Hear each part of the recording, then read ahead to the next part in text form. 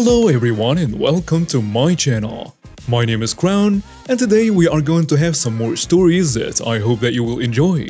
But before we start, it would be so much appreciated if you would subscribe to the channel, like the video if you enjoyed it, and maybe leave a comment down below. These simple clicks would mean a lot to the future of this channel and really reward the effort that I put in every day. And now, without further ado, let's go! First story. Bully gets concussion legally.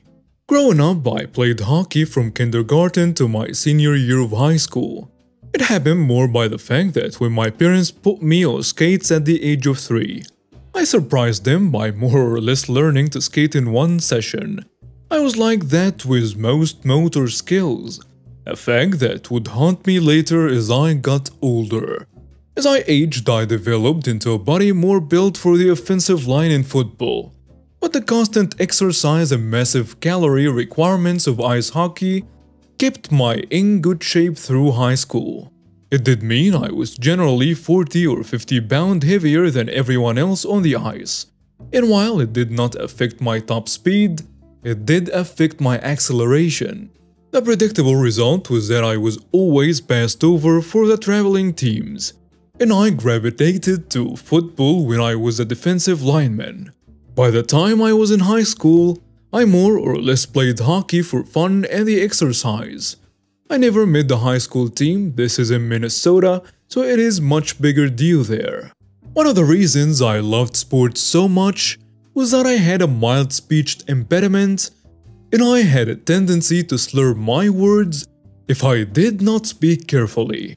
Naturally, I was an easy target for bullies, especially in the 90s when schools were doing their level best to end physical bullying, in essence punishing me harder if I ever retaliated physically for the daily verbal torment I received. Entering my senior year and failing to make the high school team for the fourth and final time, I walked into my junior gold locker room to find an annoyance I knew. We will call him A for the time being. He was 2 years younger and was a scrawny little brat who liked to harass people verbally. I mostly ignored him. I had moved to the area the year before I started high school, so I did not have the friends the other kids grew up with. And unfortunately, this was the type of community that would freeze out people they did not grow up with. A was the kind of person who would target isolated people. He would not dare go after people with their friends. Since I spent my time mostly alone, he would try to harass me. But the obvious difference in size, at senior year I was 6'3", 250 pounds of muscle from football, ice hockey, track and field, shot put, and summers spent in the weight room, and the fact that I pointedly ignored him didn't give him much. While I ignored him, I did pay attention to what he did to others. In addition to harassing people of both genders verbally, he was also handsy, and more than once have been slapped by girls for groping them while passing them in the halls.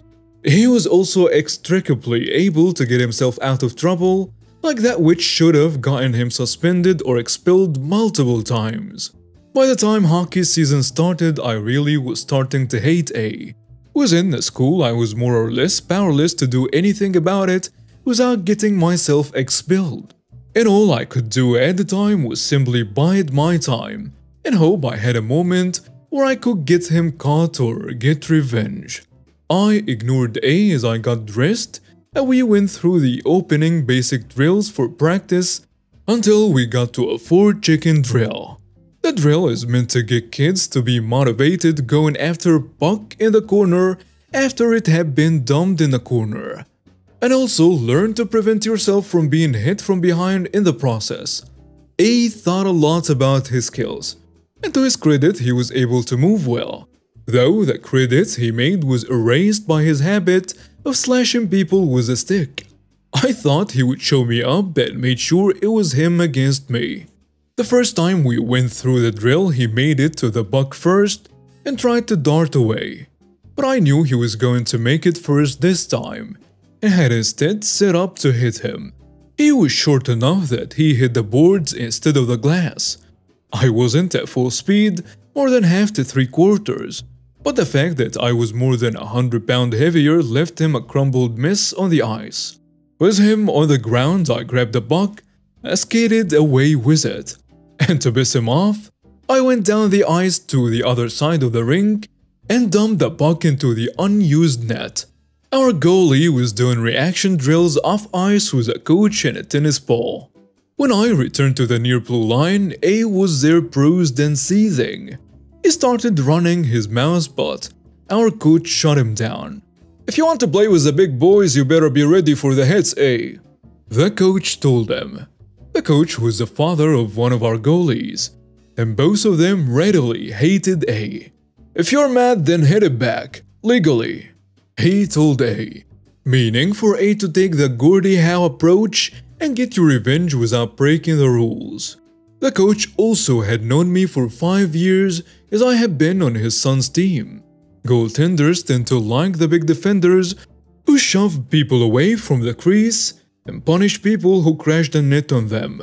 By this point, I was well into the coach's good graces, and he knew my usual trick was dealing with smaller, faster players.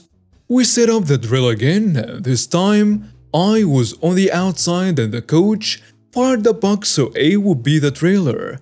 I could hear A coming up from behind me, and I guessed that he would cross-check from behind.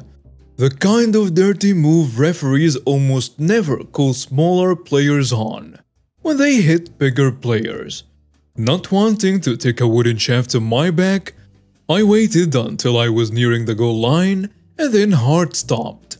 Letting my stick in my left hand, I used the lefty stick to touch the puck while plating my feet and dropping my shoulder.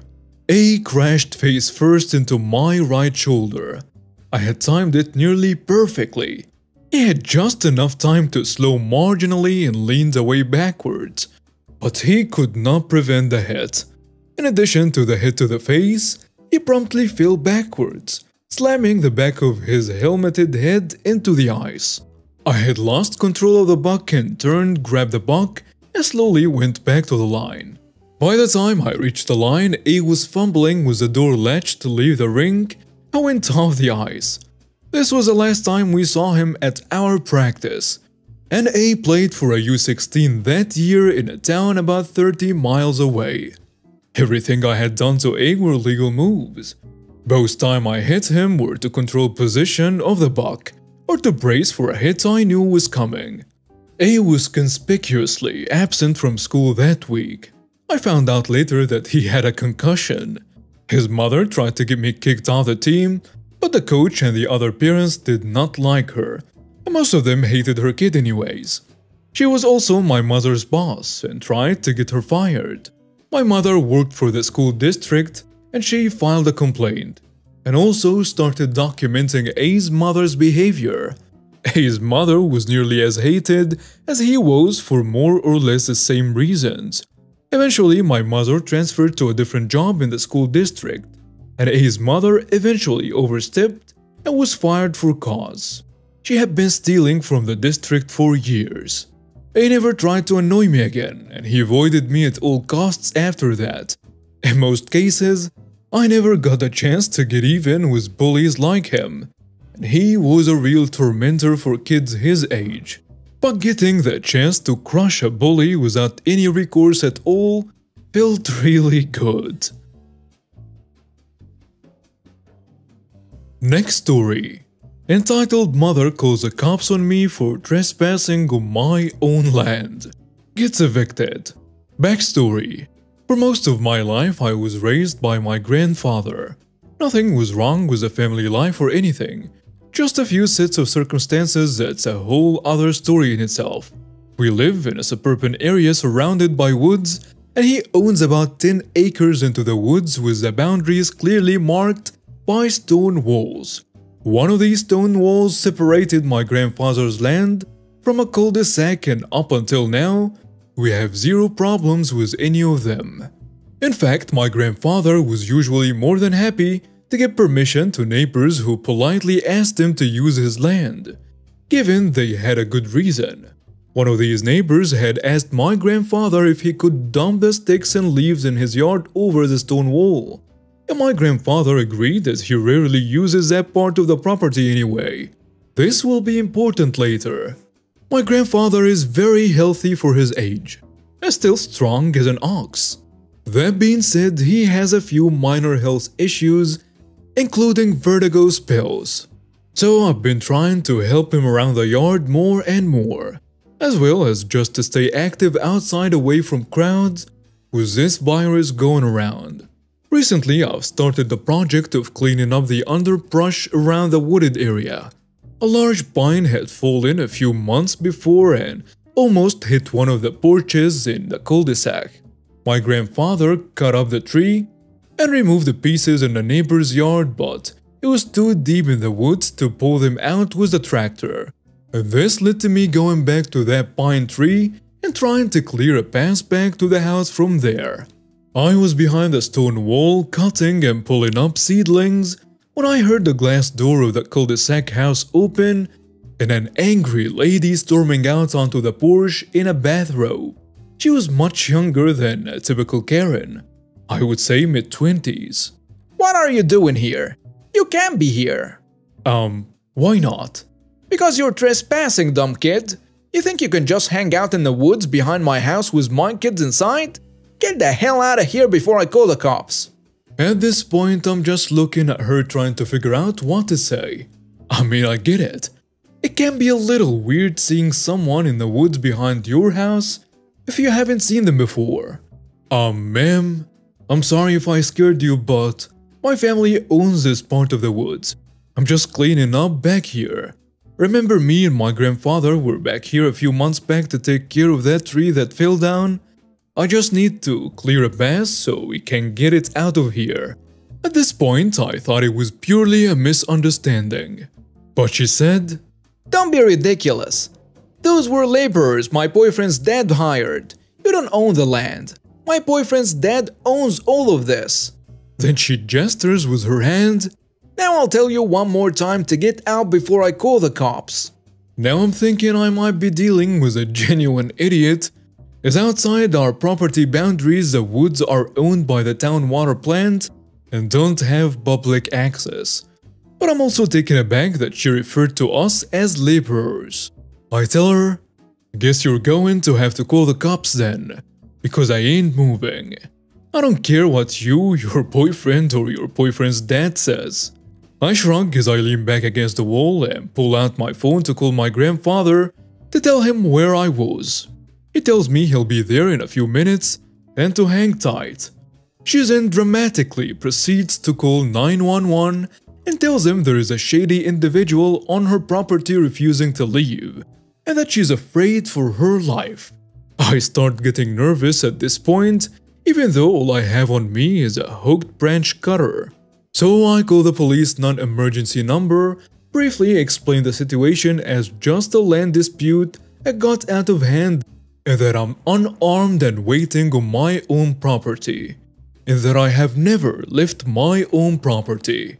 He assured me that it will be settled when the officers arrived, which didn't help my nerves. Just then I hear my grandfather pull up and see him walking through the yard towards us. She screams, "What? Stay back! You can't come into my yard!" Grandfather growls, "Keep your mouth shut, you dumb broad." He growled as he walked over to me and climbed over the wall, so he was on my side. "Now who the hell do you think you are and why are you yelling at my granddaughter?" "My boyfriend's dad owns all of this, and both of you are going to get arrested for trespassing." My grandfather let out a dramatic, indignant laugh. "Oh, did he tell you that? Well, you're in for quite the shock, and your boyfriend's dad is in for quite the talk." After them yelling back and forth for a few minutes, 2 cop cars pull up and 3 officers come walking into the yard. As soon as they do, she starts screaming again about how we have no right to be in the woods behind her house where we can see her kids inside. One of the cops looks to my grandfather and says, "Sir, do you own the property behind this wall?" "Yes, sir, I do." He pulls out his wallet to show his address. The cop eyeing his license, "Sir, this address is down the street." I say, "Correct, but if you look on Google Maps, It shows the property boundaries of that address reach out through the woods and ends at this wall. I hand him my phone, which already has Google Maps open, showing our exact location within the boundary of the property. The other cop says, "Yep, she's right. So what were you all doing back here if you don't mind me asking?" We explained the situation of the tree and how we were working to remove the remnants. Meanwhile, the other officer was taking a statement from the entitled mother. Grandfather says, "I know the owner of this house. He's a good guy. I give him permission to dump his leaves and the stuff behind the wall. But I've never seen her before, so I don't know where she got those crazy ideas. But I'm definitely going to have a talk with Frank, the owner of the entitled mother's house and the father of the entitled mother's baby daddy. I will talk to him when he gets home." The officer says, "She already called him up and he's on his way now. Do you mind sticking around for a little until he gets here?" "Sure, we got nothing to do." The cops walked us to my grandfather's truck where we waited about 10 minutes for Frank to pull in. When he did, he immediately walked over to the truck. Frank says my grandfather's first name and my name and asks, "What's going on? Someone was hiding out in the woods? Are you okay? Did you see him?" To clarify, we had an issue in the past with people running from cops and hiding in our woods. It took a second for us to realize he thought that maybe the entitled mother saw one. We came to chase him out. I tell him, not exactly. At this point, two cops are around us again. But being two old guys who obviously pose zero threat, they are noticeably relaxed and kind of let them talk it out. Frank explains that the entitled mother is the granddaughter's mother, and his son had made some mistakes, and currently both were staying with him while they tried to find a place of their own. And he thinks maybe his son told some lies to make him look better. My grandfather says, "Well, I hate to say it, but your son made some big mistakes. She's crazy." Frank tells him, "Oh, you have no idea." The other cop is still talking to the entitled mother, who won't stop screaming about not wanting us to be able to see into the living room, especially my grandfather, and she calls him a creepy old man. My blood is boiling at this point. My grandpa is the type of person who will gladly throw his life away to save a child, any child, even strangers. Frank heard this too and ordered the entitled mother inside at once. He told the cops he needed to have a talk with both her and his son about their living situation, but they might want to remain nearby in case she tries to call again for whatever reason. Me and my grandfather are given the clear to go but leave our contact information. Found out later that week that the entitled mother was getting evicted for a number of reasons, with this little incident being the last straw. He's also filing for custody of his granddaughter because the entitled mother refuses to get a job, yet still has money for weed, yet keeps asking Frank for money to take care of his daughter. I really feel bad for her in this situation, but I have no sympathy for the entitled mother whatsoever. Entitlement at its best. And now we have reached the end of today's stories. Thank you for watching and see you next time.